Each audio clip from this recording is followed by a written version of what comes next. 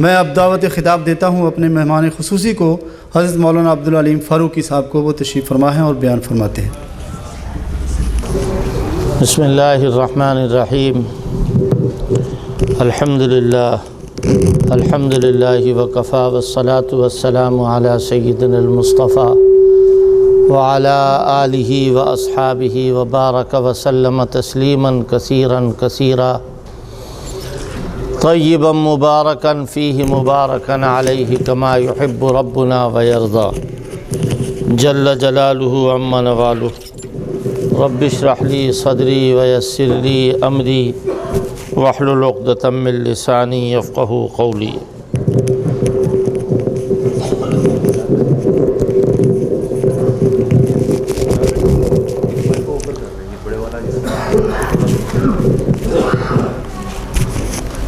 اما بعد، صدر محترم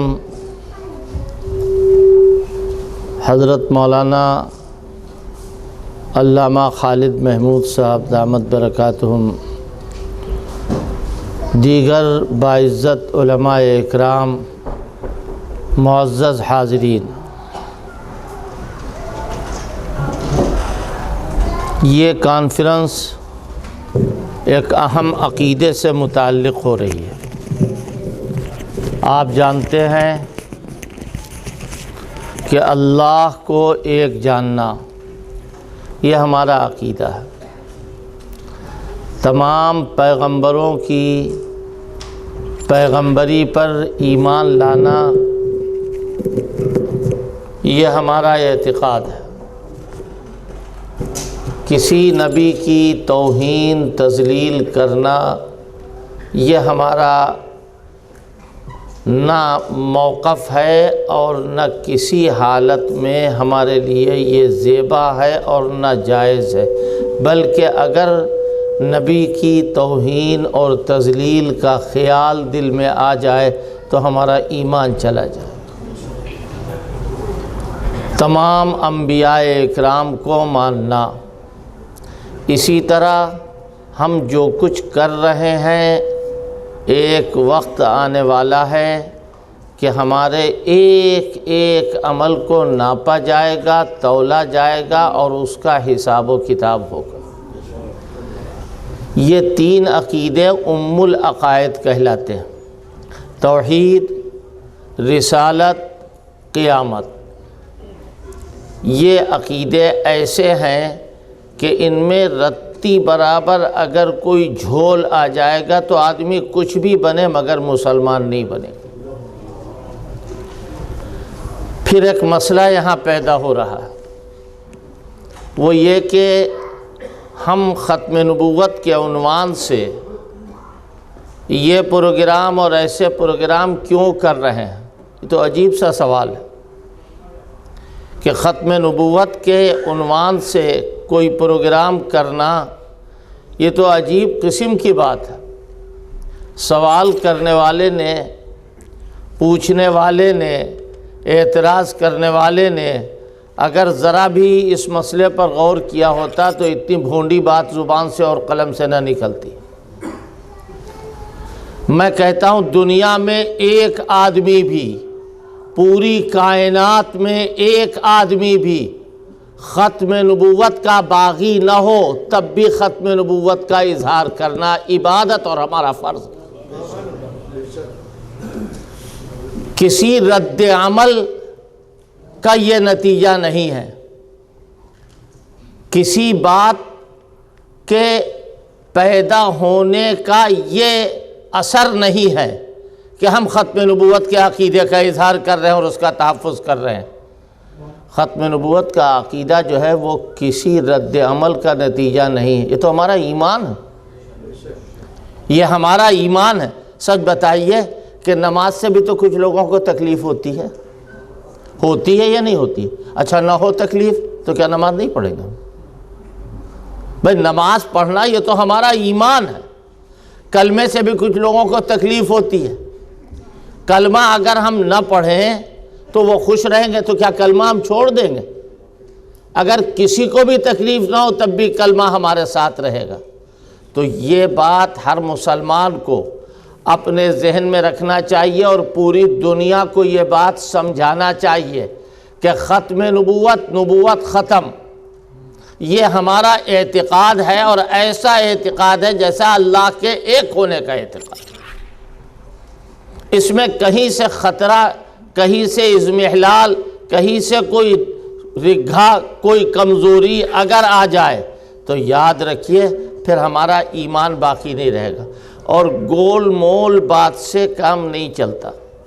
سیدھی سیدھی بات یہ کہ اللہ کے پیغمبر ہمارے آقا صلی اللہ علیہ وسلم پر اللہ نے اپنی نبوت ختم فرمائی۔ اب اللہ کسی کو نبی نہیں بنائے گا، اب اللہ کسی نبی کو پیدا نہیں کرے گا، کوئی نبی اب پیدا ہونے والا ہے ہی نہیں۔ اور یہ بھی بات ذہن میں رکھنا چاہیے۔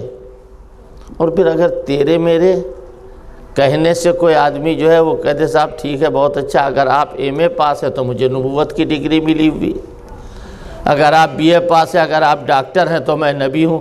تو ڈاکٹر تو پڑھ لکھ کے آدمی بنتا ہے، یاد رکھیے نبی کا کوئی کورس نہیں۔ دنیا میں جتنے بھی نبی بنے ہیں کچھ پڑھنے کے بعد نہیں بنے ہیں، بے پڑھے لکھے، نہ ایمان جانتے ہیں نہ کتاب جانتے ہیں۔ کیا فرمایا حضور کے لیے؟ قرآن کیا کہہ رہا؟ ما کنت تدری ما الکتاب ولا الایمان، اے پیغمبر نہ آپ کتاب جانتے نہ ایمان جانتے، لیکن اللہ تبارک و تعالیٰ نے کیا بنایا؟ سارے نبیوں کا امام۔ نہ کتاب جانے نہ ایمان جانے، لیکن بنایا کیا گیا؟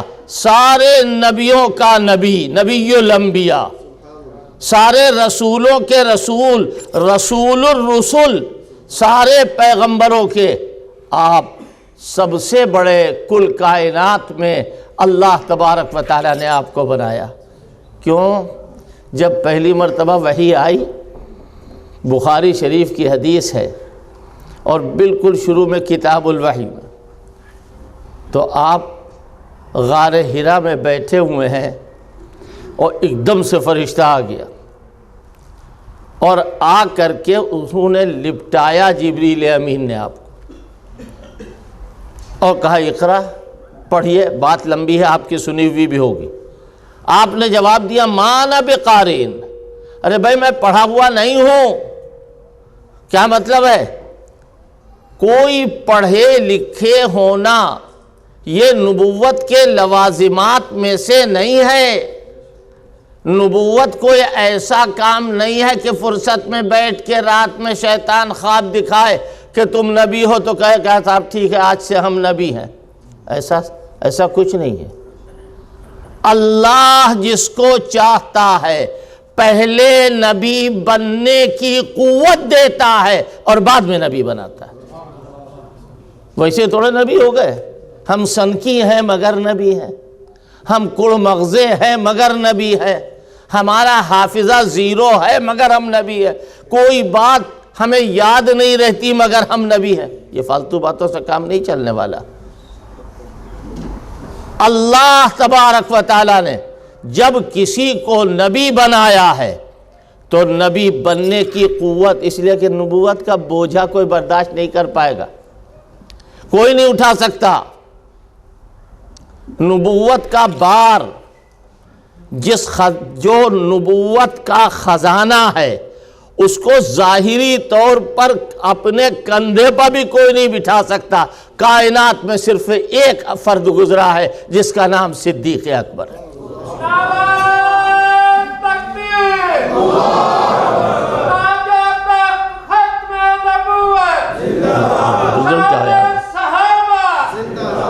تو میں یہ عرض کر رہا تھا کائنات میں صرف ایک دوش پر بار نبوت لے کے نکلے جس گھڑی، دوش پر بار نبوت لے کے نکلے جس گھڑی، جانشینی کا بہت کچھ اعتبار آنے لگا۔ حضور پاک صلی اللہ علیہ وسلم کو غار میں جاتے ہوئے رات میں کندھے پر کس نے بٹھایا؟ صدیق اکبر نے بٹھایا۔ وہی حضور ہے، اور صفائی ہو رہی ہے کعبے کی، حضرت علی موجود ہیں اور کیا کہہ رہے ہیں؟ حضرت آپ میرے کندھے پر بیٹھ جائیے اور اوپر صاف کر دیجئے، جو بت ہیں خانہ کعبہ میں یہ ختم ہو جائیں۔ حضرت نے فرمایا علی تم نبوت کا بوجھ نہیں اٹھا پاؤ گے، یہ تو ابو بکر تھے کہ جنہوں نے اٹھا لیا، لہذا تم میرے کندھے پر بیٹھو اور اس کے بعد میں اوپر صفائی کرو۔ یہ بات میں نے اس لیے عرض کی میرے بھائی غور کرو کہ نبوت کا بوجھا کوئی نہیں اٹھا سکتا۔ نبوت کا بوجھ بار نبوت وہ اٹھائے گا جس کو نبی بننے کی قوت اللہ نے عطا فرمائی۔ کیا فرمایا قرآن میں؟ اللہ اعلم حیث یجعل رسالتہ، کہ اللہ تبارک و تعالی جانتا ہے کہ وہ کس کو اپنا نبی بنائے گا۔ ایرے غیرے نتھو خیرے لولے لنگڑے یہ سب اللہ کے نبی ہو جائیں گے؟ ایسا نہیں ہو سکتا۔ یاد رکھو ہمارا اعتقاد ہے کہ آخری پیغمبر آ چکا، اب قیامت تک اللہ کسی کو نبوت کے کرسی پر نبوت کا تاج نہیں لگائے گا، یہ ہمارا اعتقاد ہے۔ ضرورت پہل سب سے پہلے نبی کی وفات کے بعد جو پڑی ہے وہ نبی کی ضرورت پڑی۔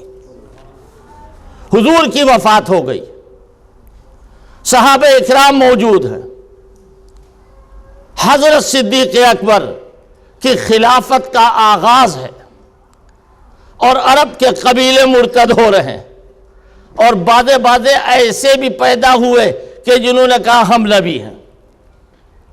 مسیلمہ کذاب نے تو آپ کی اخیر عمر میں نبوت کا دعویٰ کیا، اسود عنسی، طلحہ اسدی، اور غضب ہو گیا سجاہ نامی ایک عورت، اس نے کہا میں بھی نبی ہوں۔ عورت بھی نبی؟ جی یہی نہیں بلکہ یہاں تک بات پہنچی کہ اس کے ماننے والے جو ہیں وہ زیادہ ہو گئے۔ اگر عورت الیکشن میں کھڑی ہو جائے تو اس کو ہائی لائٹ کرنے کے لیے کتنے نوجوان آئیں گے؟ آگے بڑھیں گے نہیں بڑھیں گے؟ تو یہاں الیکشن میں تو کھڑی نہیں ہے، محترمہ نے کہا میں نبی ہوں۔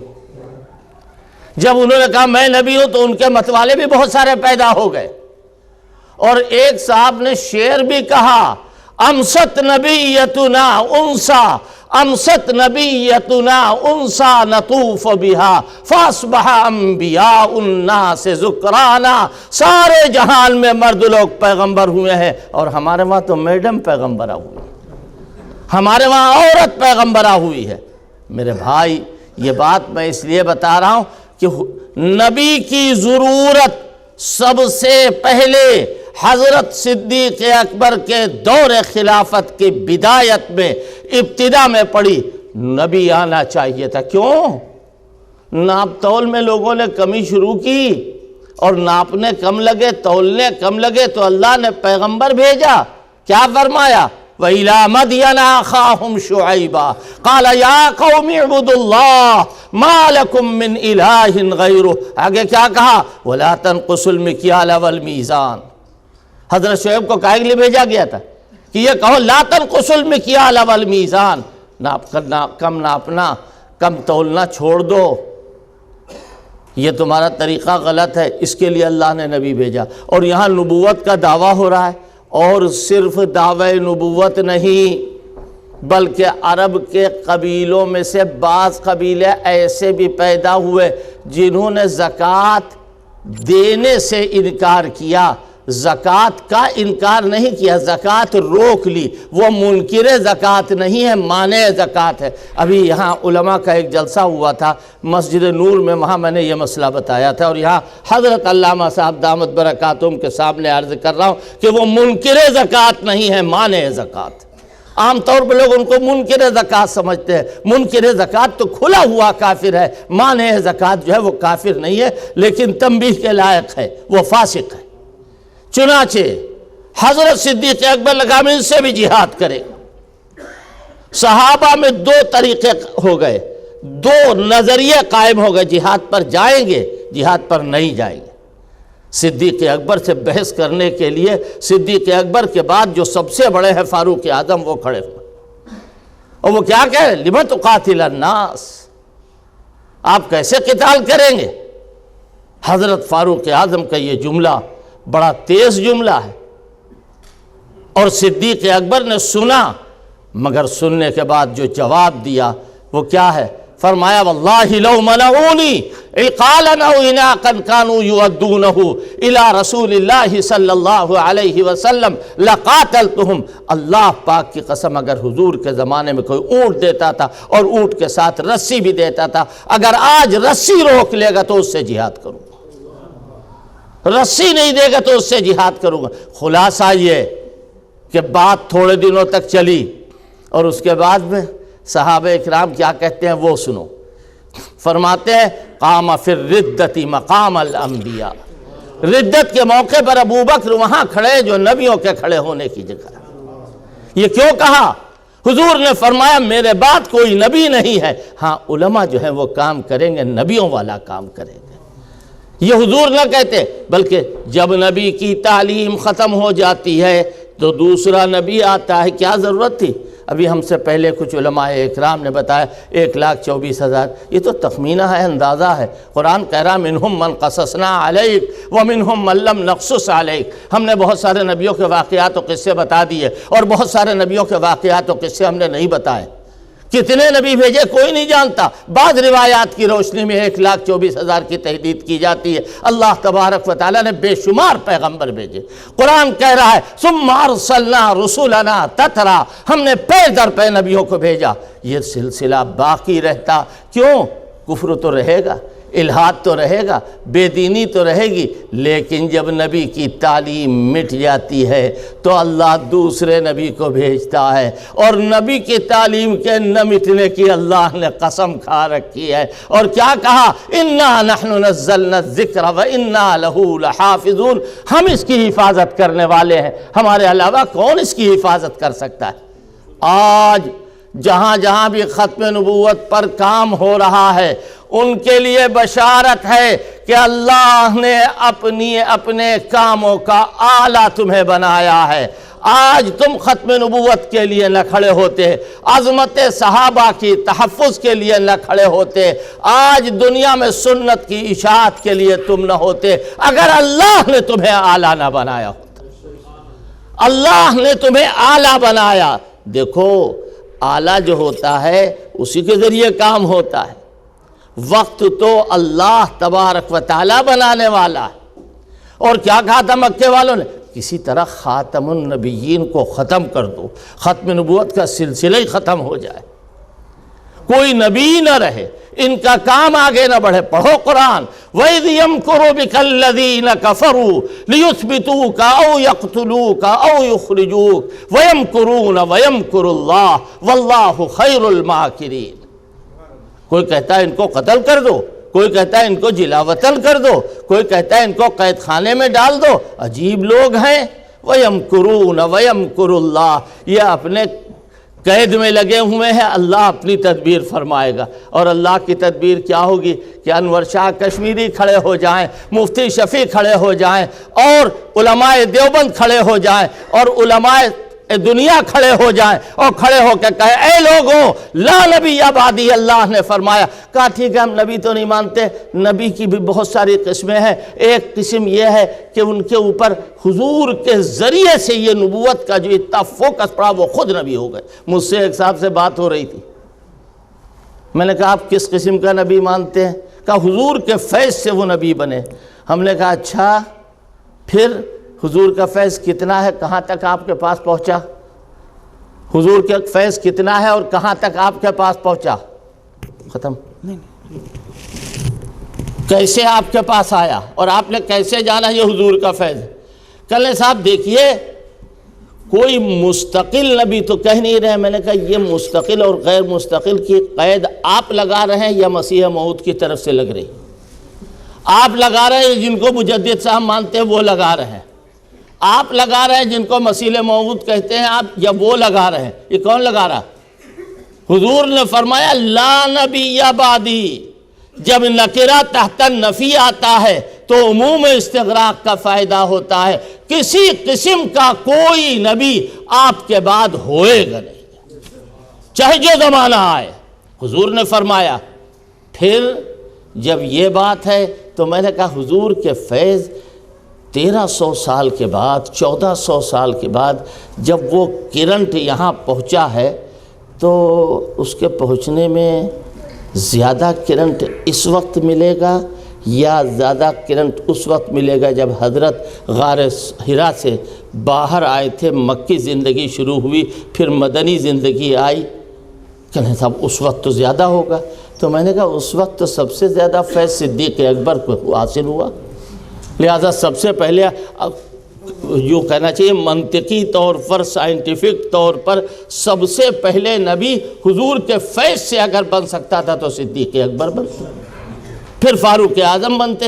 یہ یہاں آ گیا کوڑے کباڑے میں آ کر کے سارا فیض جو ہے وہ حضور کا اکٹھا ہو گیا۔ توبہ کرو میاں اس قسم کے کفریات سے۔ حضور پاک صلی اللہ علیہ وسلم آخری نبی ہیں۔ سن لیجئے، اللہ کے بس میں تھا کہ ملک شام میں اللہ اپنا آخری پیغمبر بھیجے۔ میں بہت بے جھجک ہو کے کہہ رہا ہوں، اس لیے کہ حضرت علامہ دامت برکاتہم موجود ہیں، اگرچہ بڑے بڑے ان کے سامنے تقریر نہ کر پائیں گے، یہ تو ان کا تفضل ہے کہ یہ اپنے چھوٹوں کو نواز رہے ہیں۔ میں یہ بات آپ سے عرض کر رہا ہوں، ملک شام میں کیوں نبی نہیں آیا؟ عبرانی زبان میں کیوں نبی نہیں آیا؟ حضرت موسیٰ جہاں پیغمبر ہوئے تھے وہاں نبی کیوں نہیں آیا؟ عرب میں کیوں آخری نبی آیا؟ آخری نبی عرب میں اس لیے آیا ہے کہ عربوں کا حافظہ مضبوط ہوتا تھا، اور کتنا اس کی تفصیل بیان کی جائے گی تو بہت زیادہ وقت لگے گا۔ ان کو اونٹوں کے نسب نامے یاد تھے، وہ سب جانتے تھے، لہذا آخری پیغمبر عربوں میں آیا۔ اور کیوں؟ تاکہ نبوت، نبی کے دعوے کی باتوں کو ایک رتی برابر بھولے نہ۔ اللہ نے عربوں میں آخری نبی بھیجا، کیوں؟ تاکہ نبی کی ساری باتیں سلامت رہیں اور یاد رکھیں۔ قرآن، حدیث، آپ کے اقوال مبارکہ، آپ کے اعمال مبارکہ، آپ کی تقریرات، انہی کا نام تو حدیث ہے۔ اور 23 سال میں نجمن آیتن جو کچھ نازل ہوا حضور پر، اور وہ قرآن آج بین الدفتین موجود ہے، یہ قرآن حضور کے زمانے میں اترا، اس کی سب سے زیادہ حفاظت کی ذمہ داری ہمارے اوپر ہے، یا اس دور پر ہے جس دور میں قرآن اترا ہے اسی دور پر ہے، لہذا وہ عربوں کے ہاتھ میں۔ عربوں کا حافظہ بڑا مضبوط ہوتا ہے، اور اللہ کی شان دیکھو، ہم جن کا حافظہ 2 کوڑی کا وہی نبوت کا دعویٰ کرتے۔ ایک دن حضرت صاحب سو رہے ہیں رات میں، سوتے سوتے صبح اٹھے، آنکھ کھلی، چیخنے لگے، بھائی میرے سینے میں درد ہو رہا ہے۔ جتنے مریدین، متبعین، متوسلین، مسترشدین بقول ان کے امتی تھے وہ سب گھبرا گئے۔ لو حضرت صاحب معلوم ہوتا ہے کہ ان کا چل چلاؤ ہو رہا ہے۔ لوگ اکٹھا ہو گئے، حضرت کیا ہوا؟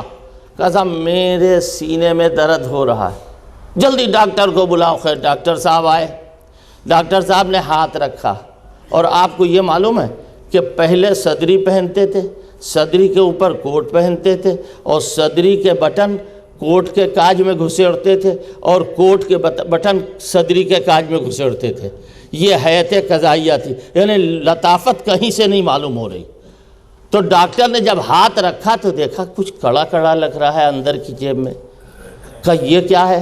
کہنے میں کیا کروں، بچے کھیل رہے تھے، مرزا محمود اینٹیں کھیل رہا تھا، بہت سارے اینٹیں میں نے اٹھا کر کے، ایک اینٹ بڑی سی اٹھا کر کے میں نے اپنی جیب میں رکھ دی۔ کہا کمال ہے، وہ اینٹ کا وزن آپ کے اوپر لگ رہا ہے، اس کی وجہ سے آپ کے سینے میں درد ہو رہا ہے، یہ ہے آپ کا حافظہ، آپ بھول گئے۔ ایک دن صبح اٹھ کے چیخنے لگے، میرا ایک جوتا کھو گیا، میرا ایک جوتا کھو گیا۔ لوگ پریشان کہ جوتا کہاں ہے؟ تھوڑی دیر کے بعد کہنے لگے مل گیا۔ کیا ماجرا ہے؟ کہنے بات یہ ہے میں جوتا پہنے رات میں سو گیا تھا، خفین پہنے ہوئے تھا اور جوتا پہنے ہوئے تھا، ایک جوتا اتارا، دوسرا جوتا اتارنا بھول گیا۔ صبح ڈھونڈنے لگا، جب ڈھونڈا تو نہیں ملا، پھر پیر پہ نظر پڑ گئی تو کہنے ہے تو پیر میں، اتنا بھی نہیں یاد کہ جوتا پہنا تھا پیر میں۔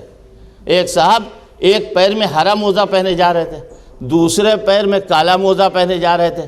دوسرے کوئی آدمی ملے، کہا میاں یہ آپ کیا کر رہے ہیں؟ ایک پیر میں ہرا موزہ، چلے میں خود بہت تعجب کر رہا ہوں، ایسے ہی ایک جوڑ گھر پر بھی رکھا ہوا، یعنی ہرے موزے کا جوڑا رکھا ہے ہرا، اور نیلے موزے کالے موزے کا جوڑا رکھا ہے کالا، تو کہنے لگے ایک ایسے ہی گھر پر بھی رکھا ہوا ہے۔ تو یہ تو حال ہے آپ کے حافظے کا۔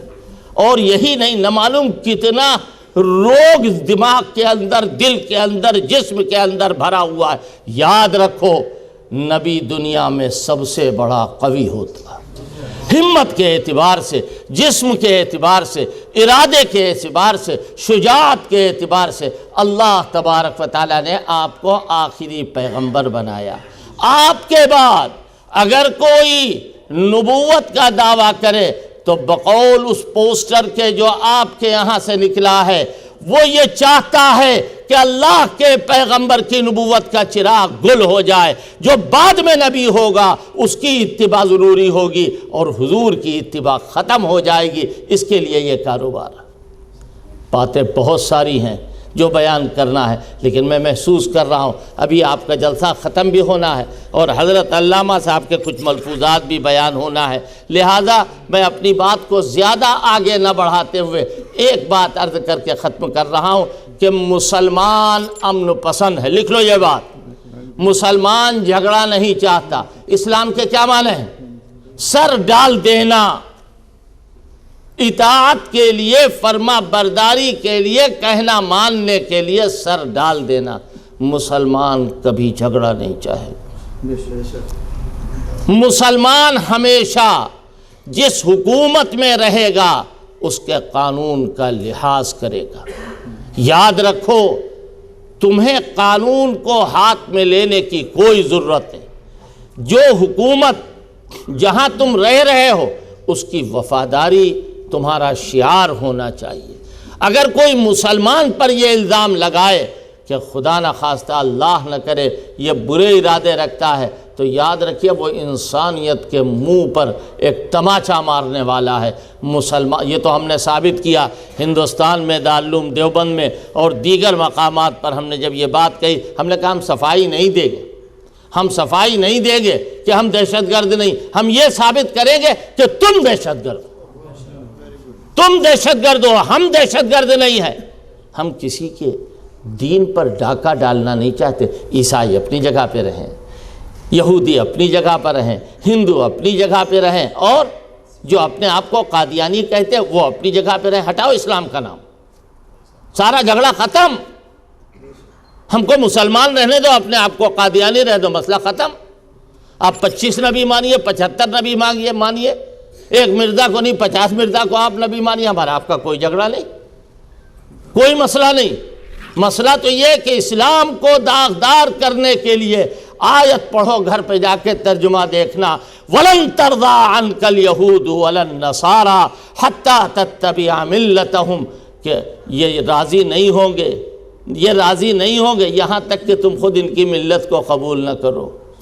حَتَّىٰ تَتَّبِعَ مِلَّةَ، حضرت حکیم الامت مولانا اشرف علی تھانوی اپنی تفسیر میں لکھتے ہیں اور یہ محال ہے، یعنی حضور کا ملت یہودیت یا ملت عیسائیت میں آ جانا یہ محال ہے، لہذا ان لوگوں کا حضور سے اور آپ کی امت سے راضی ہونا بھی محال ہے۔ ہمارے اندر جو شرارت، جو خباثت ہے، وہ ہم اس کو اپنے اوپر نہیں سمجھتے کہ ہمارے اندر کوئی ایسی بات ہے۔ یہ چند باتیں جلدی میں نے عرض کی، کوئی مسلسل مضمون بیان کرنا چاہیے تھا لیکن اس کے لیے موقع نہیں۔ جن حضرات نے بیان کیا انہوں نے بھی کام کی باتیں کہیں، اللہ مجھے معاف فرمائے۔ وآخر دعوانا ان الحمدللہ رب العالمین۔